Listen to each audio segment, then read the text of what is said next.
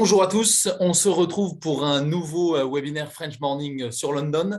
Il est 17 heures et on a le plaisir aujourd'hui de parler investissement immobilier et de retrouver Cédric O'Neill. Merci Cédric de nous rejoindre aujourd'hui. Salut Clément, merci de m'accueillir.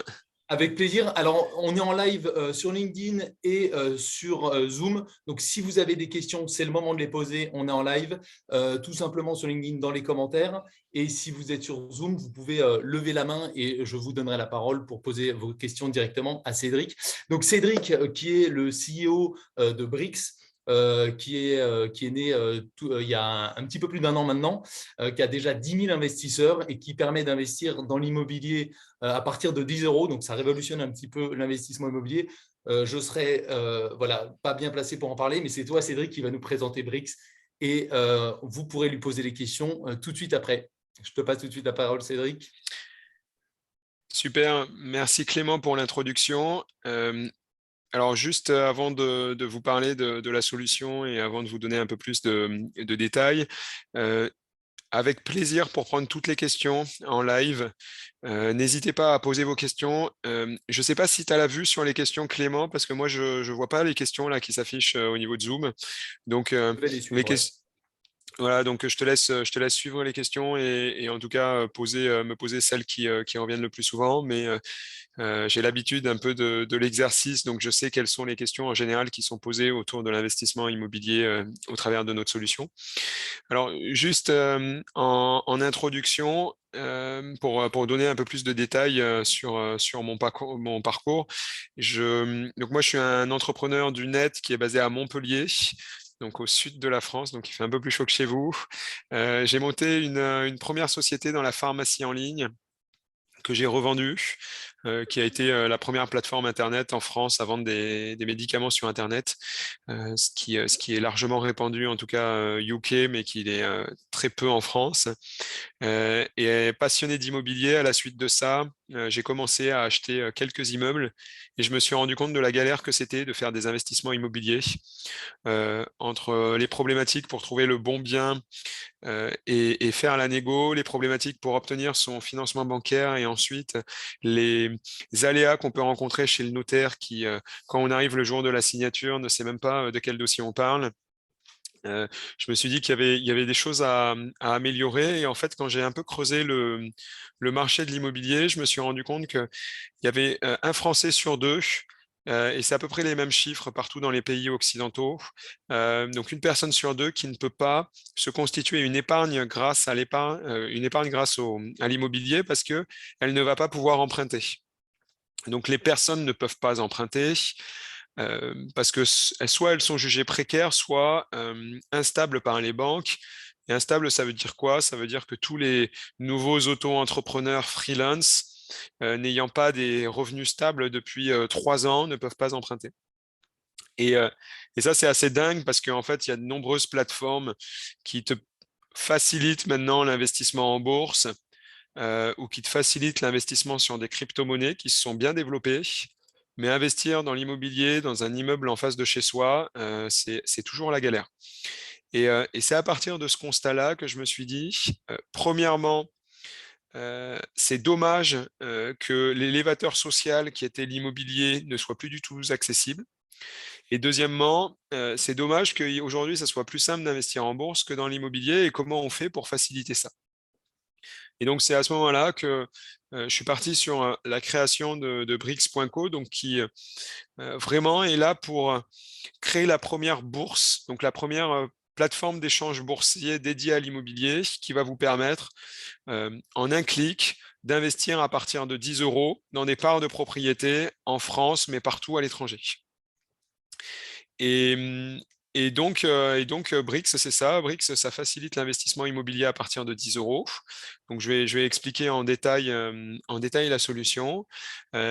Et ce qui est assez dingue, c'est que contrairement à ce que tu disais, Clément, en l'espace d'un an, on n'a pas 10 000 investisseurs, on en a plus de 100 000. Donc, ça répond à une vraie demande parce qu'il y a la simplicité et l'accessibilité qui sont au rendez-vous. Donc ça, c'était la longue introduction. Concrètement, alors, qu'est-ce qu'on fait? on va chercher des immeubles de rapport. C'est des immeubles surtout sur du résidentiel, mais aussi sur du bureau ou du commercial, qui vont posséder en moyenne 20 lots, donc c'est-à-dire 20 appartements. Des immeubles qui valent entre 1 million et 5 millions d'euros, partout sur le territoire français, mais demain, on va s'étendre aussi en Europe et à l'étranger. Et ces immeubles-là, on va les financer 50% sur fonds propres et 50% à crédit. Et donc, les fonds propres, les 50% de fonds propres vont être apportés par des particuliers au travers de notre plateforme à partir de 10 euros. Donc, je vais prendre un exemple pour que vraiment ça illustre bien mon propos. Un immeuble qui vaut 1 million d'euros, qui a une dizaine d'appartements dans une ville moyenne française. On va diviser son financement en deux. Donc, il y aura 500 000 euros qui vont être apportés par des particuliers au travers de la plateforme Brix. Et donc, ça veut dire qu'on va émettre 50 000 parts de 10 euros. Donc les parts, on les appelle des briques. Donc, 50 000 briques. Et on va collecter cette somme d'argent au travers de notre plateforme. Une fois qu'on a collecté ces 500 000 euros, on va aller voir la banque et on va dire, ben voilà, on a un super immeuble qui a une belle rentabilité, on a besoin d'un financement bancaire de la moitié, donc de 500 000 euros restants. Et on va procéder à l'acquisition de l'immeuble et à sa gestion. Et donc, ce qui est assez intéressant, c'est que premièrement, vous n'avez pas du tout à faire le sourcing de l'immeuble, ni sa gestion au quotidien, donc on va s'occuper de tout. Mais deuxièmement, on va également mettre un effet de levier sur l'immeuble. Un effet de levier, c'est quoi? C'est que c'est nous, en récupérant votre argent, qui allons porter et s'occuper de mettre en place un crédit immobilier. C'est-à-dire qu'avec seulement la moitié de l'argent nécessaire à l'acquisition de l'immeuble, on va réussir à financer, grâce au crédit immobilier, un immeuble entier. Et ça a un intérêt parce qu'on augmente la surface financière qui est au travail et on va permettre à un investisseur, à un particulier qui n'avait pas l'opportunité d'emprunter, de quand même avoir la possibilité d'avoir du crédit immobilier. Et mécaniquement, ça va augmenter la rentabilité des deals dans lesquels, et des opportunités qu'on va vous proposer. En moyenne, les immeubles et les opportunités qui sont proposées sur notre plateforme sortent du 8 à 12% de rentabilité à l'année, sachant qu'on a déjà fait des immeubles à plus de 15% de rentabilité à l'année. Et ça, c'est pas possible si tu n'es pas capable de mettre de la dette. Je Excuse-moi, m'excuse, Cédric, je suis un peu... pas de souci. Est-ce que tu avais une présentation à partager? Alors, C'est pour après? Ouais. je voulais vous faire un partage d'écran, mais c'est très sommaire. Hein, hop, attends.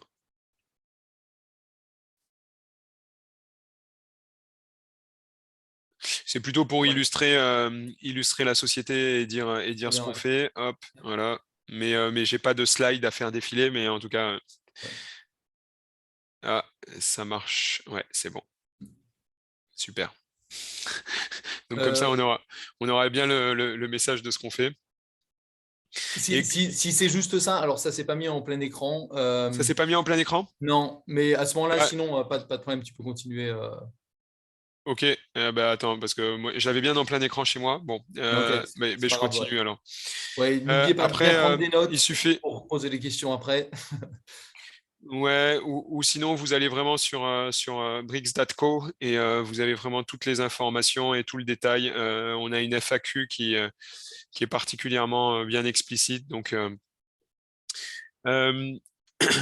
et, et alors la question qui revient souvent, c'est ouais, mais en fait, vous êtes, alors pour les connaisseurs et ceux qui connaissent l'immobilier, vous êtes une SCPI. Une SCPI, c'est quoi? C'est un fonds d'investissement immobilier dans lequel je vais pouvoir investir très facilement sans avoir à gérer la gestion. Et à cette question, on répond bah non, on n'est pas une SCPI parce qu'en fait, la grosse différence sur notre plateforme, c'est que contrairement à une SCPI où vous investissez dans un panier d'actifs immobiliers, Donc, vous allez investir dans le fonds d'investissement qui lui-même va répartir votre argent sur une centaine ou un millier de biens immobiliers. Là, quand vous allez mettre 1000 euros sur la plateforme Brix, c'est vous qui allez faire la sélection des projets et des immeubles dans lesquels vous allez investir. Et donc, c'est assez intéressant parce que on reste, même si on est passif dans la gestion des immeubles en eux-mêmes, on reste vraiment actif dans la stratégie d'investissement. C'est-à-dire que moi, Cédric, je vais peut-être vouloir investir que dans des grosses villes parce que je vais avoir une stratégie patrimoniale et ça va me rassurer. Et à l'opposé, je vais potentiellement avoir un étudiant qui va se dire, ben, moi, tout ce qui m'intéresse, c'est du cash flow tous les mois parce que je vais pouvoir le réinvestir et générer des intérêts composés.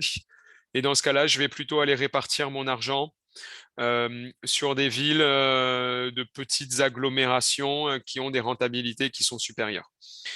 Et donc, vous êtes libre de mettre en place la stratégie que vous voulez.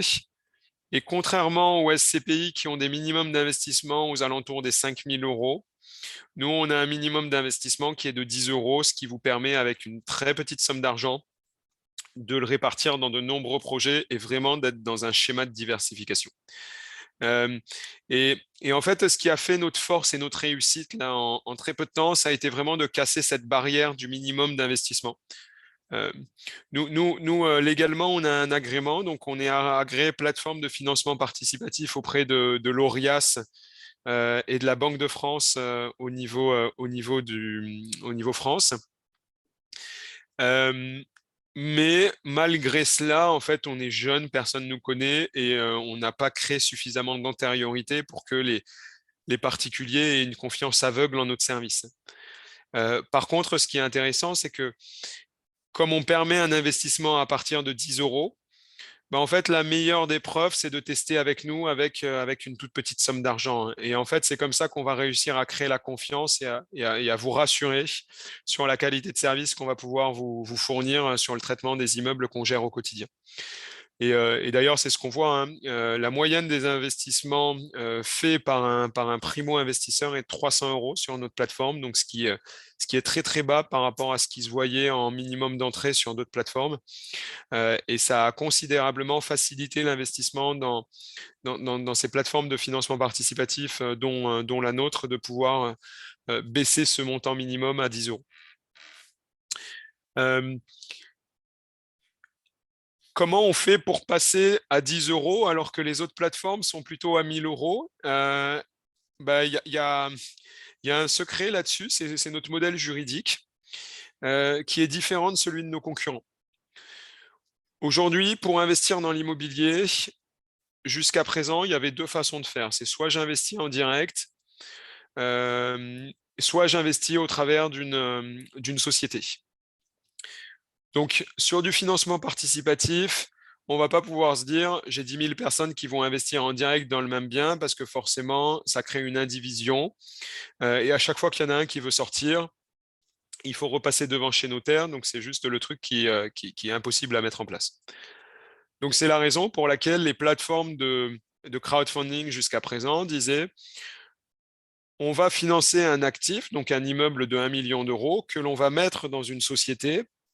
Donc la société, ça va être ce qu'on appelle en anglais un SPV, donc un véhicule juridique qui est dédié à cette opération.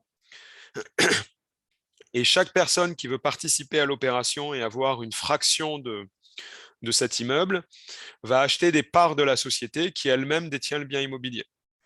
Donc chaque personne va devenir actionnaire et va détenir une fraction. Ça, c'est intéressant. Mais la difficulté là-dessus, c'est que il y a une complexité qui est une complexité administrative. Et c'est la raison pour laquelle la majorité des plateformes demandent un minimum de 1 000 euros parce que je ne peux pas me permettre d'avoir des actionnaires qui ne mettent que 10 euros pour acheter une action. En fait, moi, mon temps de traitement administratif derrière est trop lourd pour une personne qui met que 10 euros et je ne peux pas l'assumer. Et donc, et c'est la raison pour laquelle on est parti sur un modèle qui est un modèle encore plus souple, qui est un modèle contractuel. Dans notre modèle, il y a une seule société qui achète tous les biens immobiliers qui est notre société, qui va en avoir la pleine propriété. Et par contre, on va avoir un engagement, donc ça s'appelle un contrat de royalties en anglais. Donc c'est un engagement de notre part en échange de votre investissement, donc en échange de vos 300 euros. On s'engage, nous, on s'engage contractuellement, hein, au prorata de votre investissement, à vous reverser 100% des bénéfices générés par cet immeuble. C'est-à-dire qu'on s'engage à vous reverser 100% des loyers nets qui vont être générés par l'immeuble et 100% du capital et de la plus-value qui va être résiduel le jour où on revendra l'immeuble. Et ça, c'est intéressant parce que c'est juste un engagement contractuel entre nous, donc de gré à gré. Et parce que c'est une relation uniquement contractuelle, ce titre, donc ce contrat, peut être revendu sur un marché secondaire 10 000 fois dans la journée, instantanément, sans qu'on ait besoin de soit repasser devant un notaire, soit d'envoyer des documents administratifs à l'administration fiscale. Je pense à des CERFA qui ont lieu d'exister lorsqu'on va faire une cession d'actions. Et en fait, ça a simplifié le modèle parce que jusqu'à présent, quand tu investissais dans l'immobilier, peu importe la façon dont tu investissais dans l'immobilier, tu n'étais pas sur un marché boursier parce que tu n'avais pas une liquidité qui était totale. Et là, en changeant de paradigme, donc en changeant de façon de faire avec cette relation contractuelle, on permet d'avoir un marché secondaire qui est particulièrement dynamique et qui vous offre une liquidité qui est quasi instantanée. Parce qu'aujourd'hui, si vous voulez revendre une fraction de contrat, en moyenne, il faut 1 minute sur notre marché secondaire. Vous irez voir, mais les gens se battent pour pouvoir rentrer dans les immeubles. Et ça, c'est intéressant parce que, en fait, moi, mon principal cheval de bataille, c'est de me battre contre les livrets d'épargne, les livrets A et les livrets Co. Alors, je ne sais pas quel nom ça a en Angleterre. Pourquoi? Parce que c'est des livrets qui nous font perdre du pouvoir d'achat tous les ans, qui ne rapportent pas d'argent, mais qui ont l'avantage d'être liquides. C'est-à-dire que vous avez de l'argent qui est placé sur un livret, vous pouvez en bénéficier à tout moment. Si aujourd'hui, Brix est capable d'offrir une solution de liquidité instantanée, ça permet à des personnes qui se disent « Bon, ben moi, j'ai prévu de mettre 10 000 euros sur un livret pour me payer mes vacances cet été ou pour partir faire un tour du monde dans quelques mois.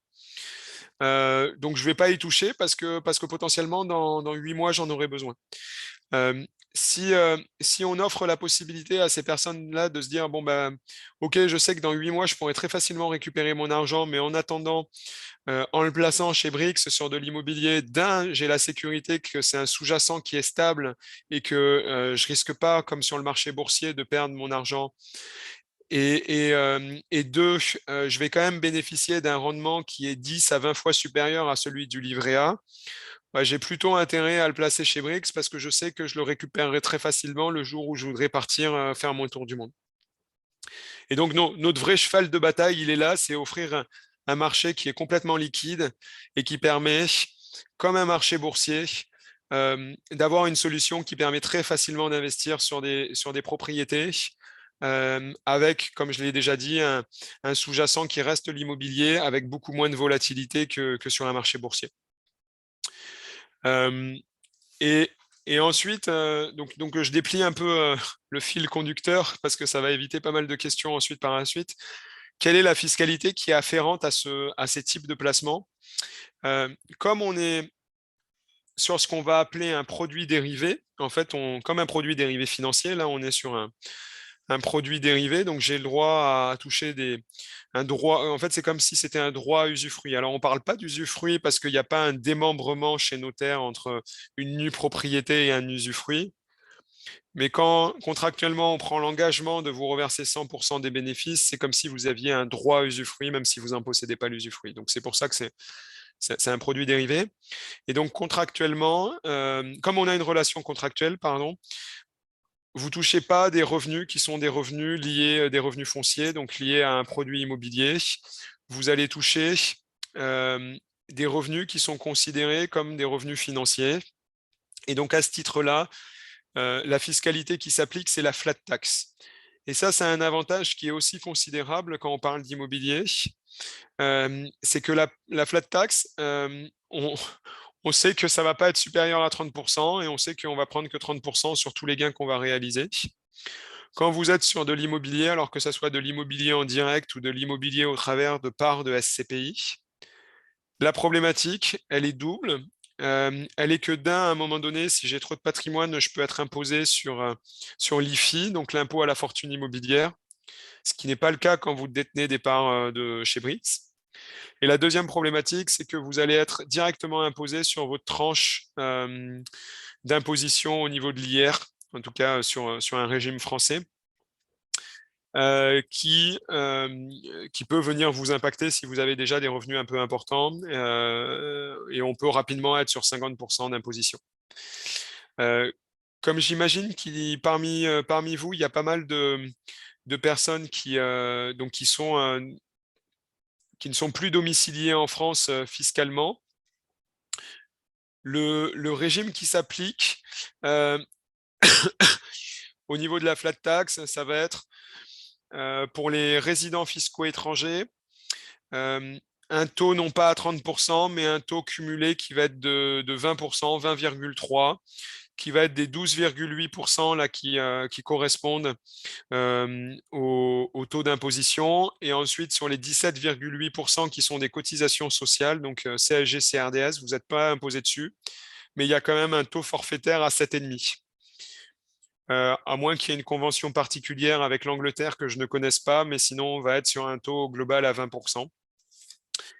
Ce qui est particulièrement intéressant pour un résident étranger, d'avoir uniquement 20% de taxation sur les plus-values qui sont des plus-values liées à un actif immobilier.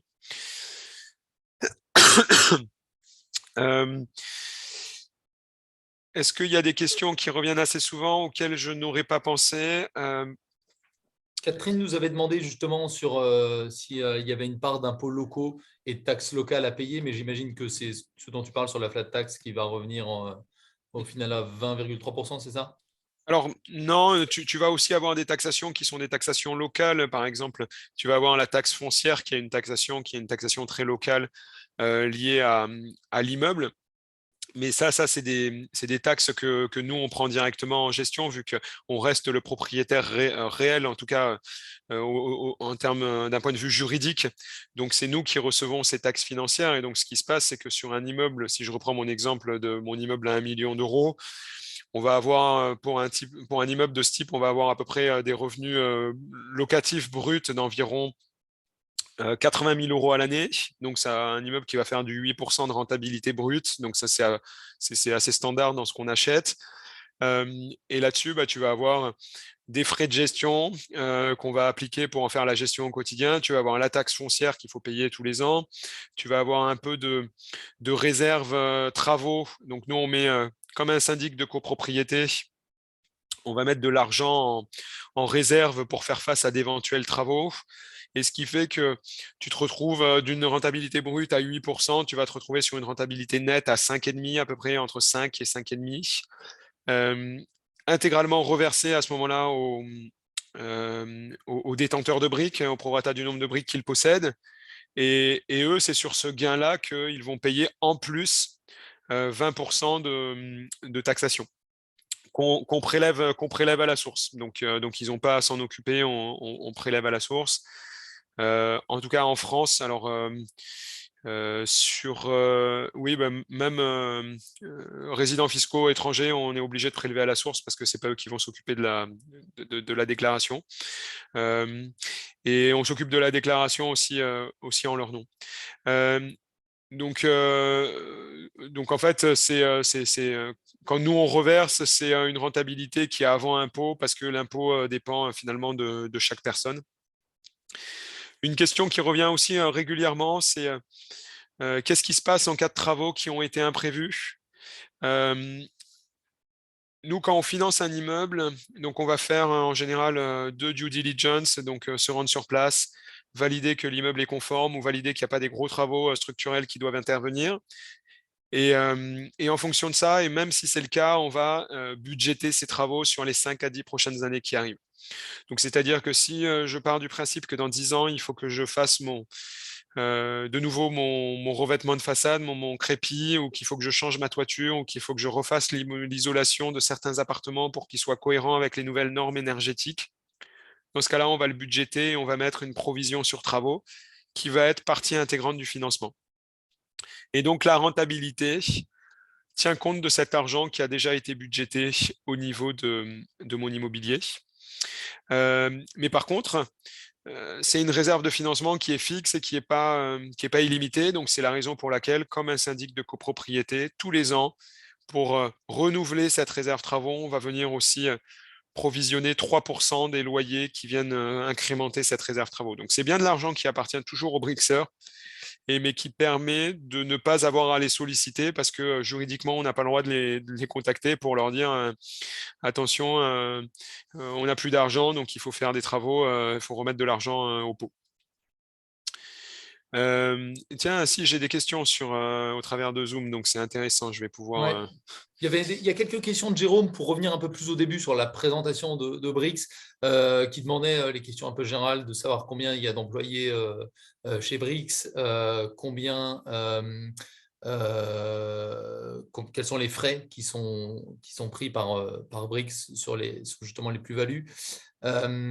Et il y avait une autre question de savoir quel était le capital sous gestion actuellement. Voilà, 3 questions en une. Ouais, ben le capital sous gestion, vous pouvez voir tous les immeubles qui ont été financés une fois que vous êtes inscrit, donc je vous oblige à vous inscrire pour aller faire le calcul. Non, non, blague à part, on a là en à peu près un an, on a 30 millions d'euros de capital sous gestion. C'est exceptionnel en l'espace d'un an, mais on voit que la courbe est vraiment en train d'accélérer parce qu'on a une demande qui est bien supérieure à l'offre d'immeubles qu'on est capable de rentrer là aujourd'hui. D'ailleurs, on crée pas mal de frustration à ce niveau-là. On a objectif d'acheter entre 200 et 300 millions d'euros d'immeubles sur l'année 2022. Donc, le capital sous gestion va considérablement augmenter. Et tu vois, là, il y a 35 employés actuellement dans la structure et on recrute 100 nouvelles personnes. Donc on a une très, très forte croissance. Et c'est parce que, encore une fois, à partir du moment où tu dis à des personnes, vous pouvez investir dans l'immobilier à partir de 10 euros, tu débloques forcément des freins. Et donc, nos immeubles, on a certains immeubles de 2 à 4 millions qui se financent en l'espace de 5 minutes.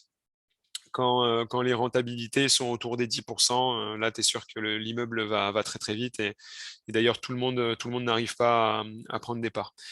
Donc, on a un vrai sujet là, et je suis en train de structurer toute l'équipe parce que on sait très bien faire la gestion.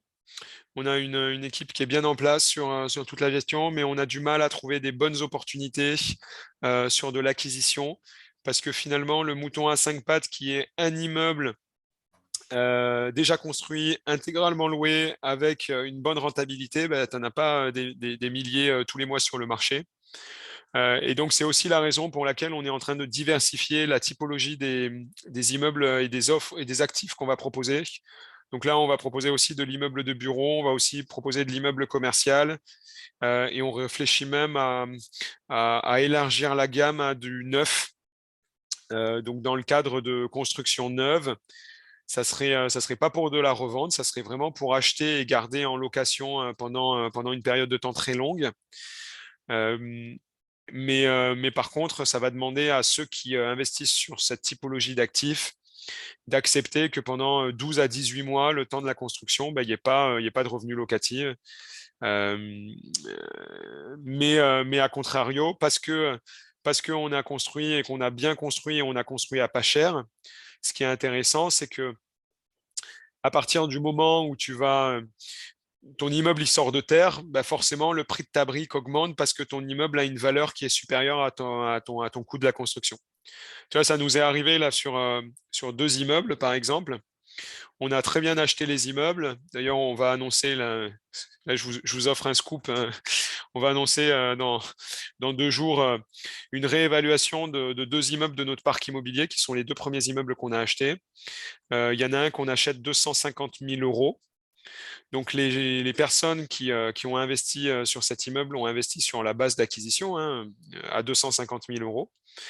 Au bout de 6 mois, on fait passer un expert indépendant on mettra tous les papiers, c'est vraiment un expert reconnu en France sur l'expertise des biens immobiliers, donc qui a fait toute une analyse qui fait une quinzaine de pages pour étayer la valorisation de l'immeuble. Et il se trouve que la valorisation qui a été retenue est de 360 000 euros. Donc là, concrètement, il nous dit que si on devait revendre l'immeuble aujourd'hui, on pourrait le revendre 360 alors qu'on l'a acheté 250. Donc, tu as quasiment 30% d'augmentation du prix de l'immeuble. Et donc, comme la valeur de notre brique est le reflet de l'argent qu'on te reverserait si on devait revendre l'immeuble instantanément, automatiquement, ma brique, c'est quoi? C'est la valeur de l'actif, donc ma valeur de mon immeuble, moins le crédit immobilier qui me reste. Donc, ta brique, elle va prendre de la valeur de deux façons différentes. Parce que ton crédit immobilier diminue au fil de l'eau. Donc, si j'ai un crédit immobilier qui au début est de 200 000 euros, 5 ans plus tard, quand il est plus de 150 000 euros, il y a 50 000 euros de capital supplémentaire qui vont se répartir sur tous les détenteurs de briques de cet immeuble. Et si j'ai un immeuble que j'achète 250 et qui vaut maintenant 360, forcément, si je dois revendre mon immeuble 360, ça fait 360 moins mes 150 000 euros de crédit restant. Et donc, j'ai une brique qui valait initialement 10 euros qui va passer à 14 euros. Et donc, quand moi, je veux toucher cette plus-value latente de 14 euros, je n'ai pas besoin d'attendre que l'immeuble soit revendu dans 10 ans pour les toucher. J'ai le marché secondaire qui me permet de revendre ma brique à 14 euros. Donc, sur le marché secondaire, tout le monde a l'information que la brique vaut 14 euros, ce qui signifie que si on doit revendre l'immeuble tout de suite, je vais bien toucher mes 14 euros. Et donc, j'ai la possibilité d'encaisser mes 14 euros. Et donc, si je suis rentré à 10 euros sur cet immeuble, je fais une plus-value qui est intéressante. Et donc c'est pour ça que, si je reprends mon fil conducteur, effectivement, la société est en pleine croissance et vraiment le goulet d'étranglement qu'on a, c'est notre capacité à trouver suffisamment d'opportunités. Et ça introduit une autre question, là, mon propos, c'est comment on fait pour avoir un immeuble à 30% moins cher que la valeur marché. Nous, on a des accords avec les banques. Donc moi, tu vois, on est basé à Montpellier, je suis allé voir le Crédit Agricole du Languedoc. Le Crédit Agricole m'a dit, Cédric, on t'accompagne et on va te faire une ligne de financement de 10 millions d'euros. Donc ils m'ont octroyé une première ligne de financement de 10 millions d'euros. Donc je savais que mes financements bancaires étaient garantis.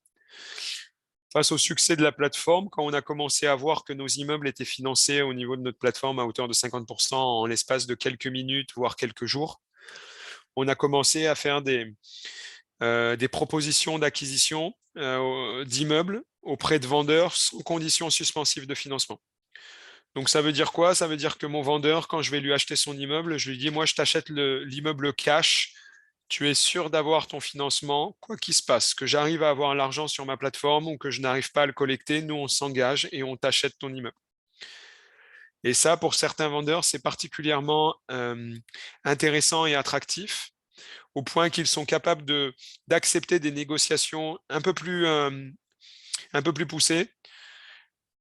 Parce qu'en France, tu as beaucoup de personnes qui te font une proposition d'achat, qui mettent en condition suspensive qu'ils vont avoir un financement. Et si la banque ne les suit pas sur leur financement bancaire, ils ont la possibilité de se rétracter de la vente.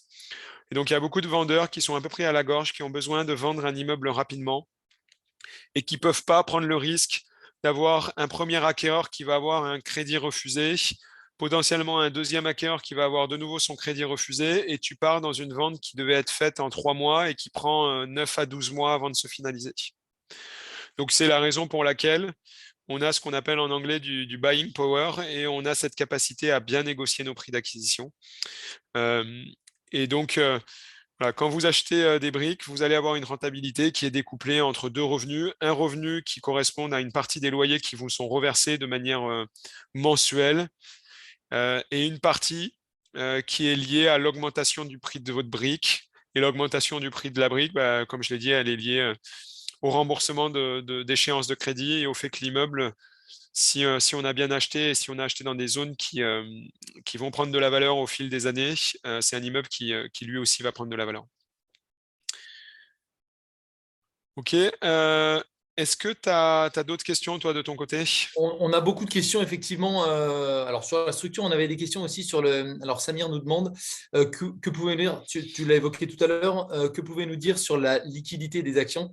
Si, par exemple, j'ai un grand nombre de parts et que je veux les revendre rapidement, c'est ce que tu disais avec voilà, la possibilité de le revendre directement via la plateforme, c'est ça? Ouais, directement via la plateforme. Et là, il faut aller voir directement, hein, que Samir fasse le test avec une part à 10 euros et il verra bien la liquidité. On a des personnes qui liquident 10 000 euros et c'est pareil, les 10 000 euros partent quasiment en instantané. En fait, à partir du moment là où on a une offre qui est supérieure à la demande, la liquidité est au rendez-vous. Et ça commence à être des volumes qui sont importants parce que si ça peut rassurer les personnes, le mois dernier, il y a 1 million d'euros qui se sont échangés sur le marché secondaire. Donc ça commence à être significatif. On ne parle pas de 5 ou 10 000 euros. Super, merci. On avait eu aussi une question de Yves qui nous demandait si la rentabilité est la même qu'on investisse 10 euros, 10 000 euros, 100 000 euros. Est-ce que c'est la même rentabilité? Ouais, c'est Yves, c'est ça, Ouais, qui pose la question? Ouais. Merci Yves parce que ça permet d'introduire une des valeurs qu'on a. Nous, la valeur, c'est vraiment de rendre accessible au plus grand nombre l'investissement immobilier et surtout de permettre à ceux qui ne peuvent pas investir dans l'immobilier de le faire très facilement. Donc, oui, n'importe quelle part a exactement les mêmes droits et donc qu'on investisse 10 euros ou 10 000 euros, il n'y a pas de rentabilité supérieure et de droits supérieurs en fonction du montant investi. Et la deuxième chose, on bloque une personne à 5% de détention maximum d'un immeuble. Donc, si mon immeuble vaut 1 million, cette personne ne peut pas acheter plus de 50 000 euros de briques pour deux raisons. Premièrement, ça pousse à la diversification. Moi, je le répéterai jamais assez, mais si vous avez déterminé la somme d'argent que vous voulez investir sur notre plateforme et répartissez-la sur au moins 10 immeubles. Pourquoi? Parce que toutes les rentabilités qu'on annonce ne sont pas garanties. C'est-à-dire que c'est des rentabilités qui reposent sur le postulat que tous les loyers de l'immeuble sont payés, qu'il n'y a pas de vacances locatives. Mais si j'ai un locataire qui part et que nous, on met 2 mois pour trouver un nouveau locataire, ma rentabilité sur ce mois-là va être un peu impactée. Donc, en tout cas, c'est la raison pour laquelle on achète des immeubles qui font entre 10 et 20 appartements, parce que si j'ai un locataire qui part, j'en ai 19 autres qui paient, et donc c'est complètement neutre et c'est lissé sur les 20, ça ne se voit pas en termes de rentabilité. Mais si vous diversifiez sur 10 immeubles, votre argent n'est pas réparti sur un appartement, il est réparti sur 200 appartements. Donc, ce qui fait que même si j'ai un peu de vacances locatives, ma rentabilité qui aurait dû être de 8, elle va passer à 7,8 et donc c'est complètement neutre. Et donc, juste pour revenir, merci Yves, parce que effectivement, on veut qu'il y ait le maximum de personnes qui investissent dans des immeubles. On pousse à la diversification. Et ce qu'on se dit aussi, c'est qu'une personne qui arriverait sur notre plateforme avec 500 000 euros, on serait d'un côté très content, mais ce qu'on ne veut pas, c'est que cette personne mobilise son argent sur un immeuble et empêche d'autres personnes de rentrer si la rentabilité est très bonne. Donc, en fait, on se dit même cette personne, si elle a 500 000 euros en cash à investir, qu'elle aille faire ses propres opérations, finalement, elle gagnera peut-être plus d'argent en direct et notre plateforme n'est peut-être pas la plus adaptée à sa situation. Donc c'est la raison pour laquelle, même si vous arrivez avec des très très gros montants d'argent, on va vraiment vous encourager à aller le diversifier sur un nombre d'immeubles important et pas faire all-in sur un seul immeuble, ce qui serait préjudiciable en fait pour tout le monde. super, merci pour ces précisions. On avait eu une autre question de Samir qui nous demandait, mais pareil, tu l'as évoqué tout à l'heure, et si j'ai bien compris, c'est pour la suite, c'est en projet, savoir si c'était exclusivement des immeubles occupés? Est-ce que vous investissez dans des projets en construction? Ça va venir, c'est ça? Ouais, bah, là, j'y ai répondu en détail quand même. Ouais, Oui, oui, ouais. on va aussi investir dans des projets en construction. Là, juste ce que je tiens à rappeler, c'est qu'on est une plateforme qui a pour but de permettre à n'importe qui de se constituer une épargne, et donc on ne va proposer que des produits de rendement qui sont stables. Donc, ce que vous n'allez pas retrouver pour le moment chez nous, c'est des produits spéculatifs. Euh, donc, et, et ce sur quoi on va insister, nous, donc si c'est sur de la construction, ça ne sera pas pour de la revente. Donc, on ne sera jamais un marchand de biens. La volonté, c'est pas de vous permettre de financer une construction et après une revente à 3 ans où vous prenez 20%. Non, ce qu'on va vous permettre, c'est vous investissez dans un immeuble qui est neuf et qu'on va mettre intégralement à la location, vous garantissant des loyers et une rentabilité qui est liée au loyer. Mais la volonté, c'est pas de revendre les immeubles qu'on achète. Super. On avait une question plus sur la protection des données, un peu de rassurance nécessaire pour demander si, voilà, vu qu'il y a une communication des cartes d'identité et autres, savoir si c'était bien protégé et pas communiqué non revendu à des tierces. Ouais. En termes de données et d'investissement, effectivement, nous, on a un process de KYC, donc Know Your Customer, donc pour connaître l'identité des personnes et des investisseurs et pour avoir une lutte contre le blanchiment d'argent qui correspond à la législation.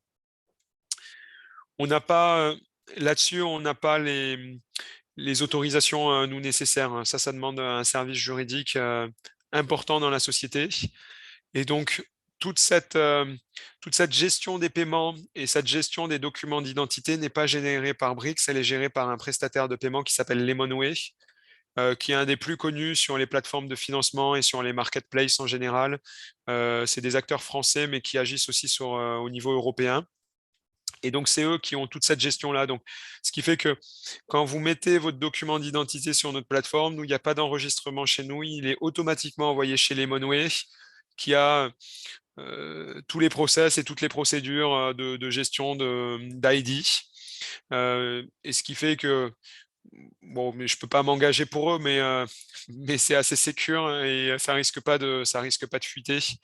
Euh, et, et donc là-dessus, nous, on s'est complètement déchargé sur cet acteur parce que c'est vrai que c'est assez lourd et on parle quand même de documents d'identité, donc on ne voulait pas avoir à le gérer en interne. Super, merci. On a une dernière question qui est à mon avis intéressante, savoir s'il y a un code de parrainage pour la création d'un compte. Ouais, très bonne question. Je alors j'ai pas mis en place j'ai pas mis en place le code parrainage French Morning. Je m'engage à le faire dès demain. Donc Parfait. dès demain, vous aurez le code French Morning. Pour tous ceux qui sont en tout cas impatients de s'inscrire tout de suite, vous pouvez déjà le faire avec le code BRICSCO. Donc BRICKSCO, donc BRICSCO tout attaché, sans point au milieu. Et donc ça sera les mêmes bénéfices que French Morning, hein. Vous allez bénéficier d'1% tout de suite de bonus sur les montants investis. Donc, si j'investis 1000 euros dans un immeuble, je vais récupérer 10 euros de bonus. Super, eh ben, merci. Donc nous, on rediffusera évidemment ce webinaire en replay. Donc vous aurez aussi un peu de patience le code de parrainage. Et puis si vous êtes trop impatient, vous pouvez prendre celui que Cédric Brixco qui vient d'évoquer. Alors on a des questions aussi sur les niveaux de rendement par rapport au marché des actions ou du Bitcoin. Alors là, on part un petit peu dans d'autres directions. C'est, je pense, deux choses complètement différentes. Je ne sais pas si tu as une expertise que tu veux partager là-dessus. Euh, quand on parle de rendement ou de rentabilité, on parle toujours d'un couple rendement-risque. Donc effectivement, si on le compare sur de la durée, le marché action, si on le regarde un peu sur une période un peu moyen terme, a une rentabilité en France qui est aux alentours des 6% par an. Donc l'année dernière, on a connu une année qui était exceptionnelle. Je crois que le marché action a fait plus 25%, mais ce début d'année est un peu catastrophique et on est en train d'effacer les gains de l'année dernière. Donc il faut toujours le voir sur des périodes un peu longues. Ce qui fait qu'en général, sur le marché d'action, on est à 6,5 à l'année. Le Bitcoin, d'année en année, alors il y a beaucoup de volatilité au niveau du Bitcoin et donc c'est la raison pour laquelle si vous investissez sur le Bitcoin, ne le faites pas avec des effets de levier parce que ça peut vous faire mal si vos positions sautent. Mais en tout cas, le Bitcoin fait x2 d'une année en année. On va voir si ça va durer dans le temps. Donc, effectivement, nous, on ne pourra jamais s'aligner sur des rentabilités de celles du Bitcoin, mais est-ce que le Bitcoin existera dans 2 ans? Personne n'est capable de le dire. Et c'est ce qui est l'incertitude quand vous investissez dans des crypto-monnaies. Alors, nous, on va être sur des rentabilités qui vont être aux alentours des 8% en moyenne, entre 8 et 10 en fonction des projets dans lesquels vous investissez à l'année. Euh, Par contre, ce qui est sûr, c'est que les immeubles dans lesquels on investit, euh, dans 50 ans, dans 100 ans, ils seront toujours là et il y aura, j'en suis convaincu, toujours une demande locative pour ces immeubles. Donc, effectivement, le rendement est peut-être 10 fois inférieur à celui du Bitcoin. Par contre, la lisibilité est bien meilleure. Donc, c'est pour ça qu'on parle d'un rendement risque. Et dans un portefeuille d'investissement, de toute manière, ce qui est bien, c'est d'arriver à équilibrer, avoir un peu de risque, un peu moins de risque et des trucs plutôt sécures. Et, et si on met BRICS, BRICS est quand même dans la catégorie des actifs assez sécures. Donc, même si je pourrais jamais dire que c'est 100% safe, il y a toujours une part de risque et ça, vous devez en être conscient quand vous investissez. Mais en tout cas, dans le couple rendement-risque, chez BRICS, on est quand même sur un truc qui est pas mal. En tout cas, euh, comparé au livret A où on est sur du très très sécure parce que vous êtes garanti à hauteur de 100 000 euros à la banque sur vos placements, la rentabilité est à 0,5.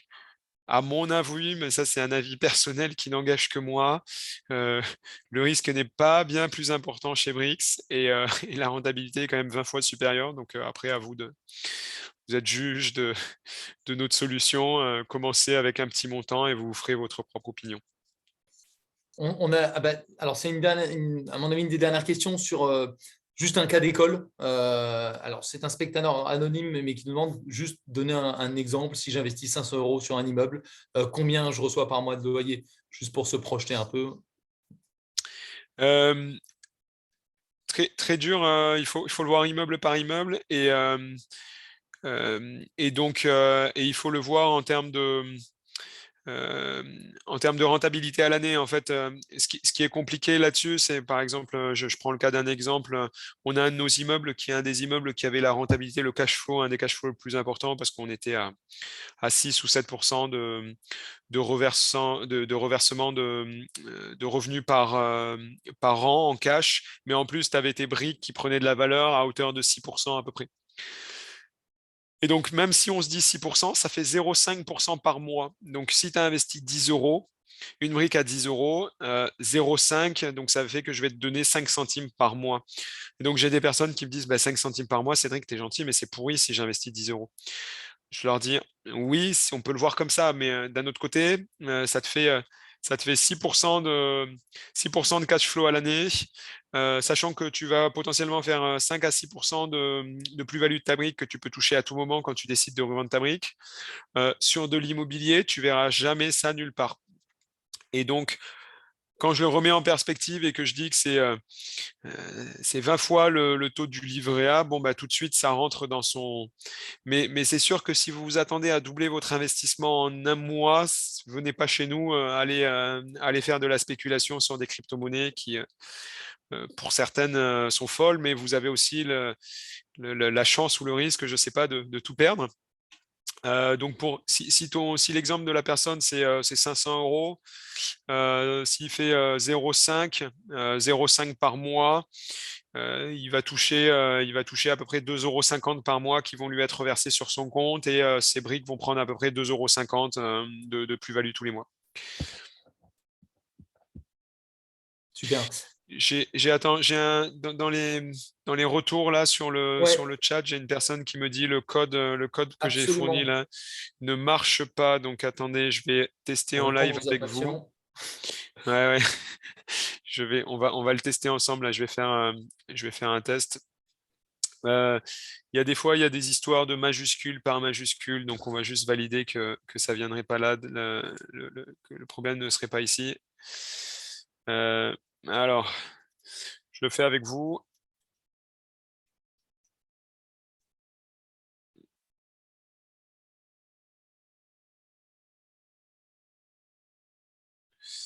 On va tenter avec la majuscule. Ok, ça marche. C'est juste qu'il ne faut pas le mettre en minuscule, il faut tout mettre en majuscule. Super. Surtout que même moi en minuscule ça passe, donc c'est peut-être que la personne a un autre problème alors. Alors, je l'ai mis dans le chat. Normalement, c'est ça.